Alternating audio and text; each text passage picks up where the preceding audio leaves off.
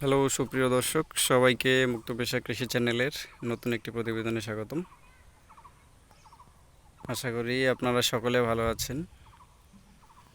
সুপ্রিয় দর্শক বন্ধু, আপনারা দেখতে পাচ্ছেন আমি আপনাদেরকে আমার শসা এবং বরবটি একসাথে লাগানোর যে প্রজেক্টটি, এই প্রজেক্টটিতে চলে এসেছি। তো অনেক দিন ধরে আসলে আকাশে বৃষ্টি হচ্ছিল না, যার কারণে পানির লেয়ার অনেক নিচে চলে গেছিলো এবং কৃষিকাজ করাটাও একটু খুব কষ্টকর হয়ে পড়েছিল আমাদের জন্য।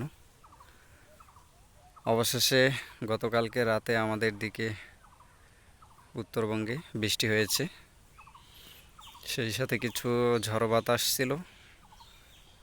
বাতাসের কারণে আপনারা দেখতে পাচ্ছেন অনেক গাছগুলি একটু এলোমেলো হয়ে গেছে। আপনারা দেখতে পাচ্ছেন, দেখুন এখানে মূলত আমরা একই জমিতে শসা এবং বরবটি চাষ করেছি। একটা বরবটি গাছ, পরেরটাতে একটা শসা গাছ, আবার বরবটি গাছ, পরেরটাতে শসা, আবার বরবটি গাছ, এভাবে আমরা চারাগুলি রোপণ করেছি। তো এই ক্ষেত্রটিতে আপনাদেরকে আমি দেখানোর চেষ্টা করি, এই যে পাতার মধ্যে আমাদের লিপ মাইনর, এটাকে বলা হয় লিপ মাইনর, অর্থাৎ যখন এরকম পাতার মধ্যে দাগ পড়ে তখন দেখবেন যে আপনাদের উপরের পাতাগুলি এগুলি ছোট হয়ে যায়।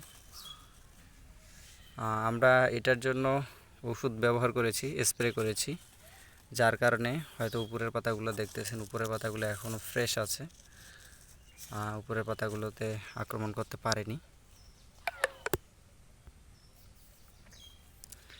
আশা করি এটার হাত থেকে রক্ষা পাবো।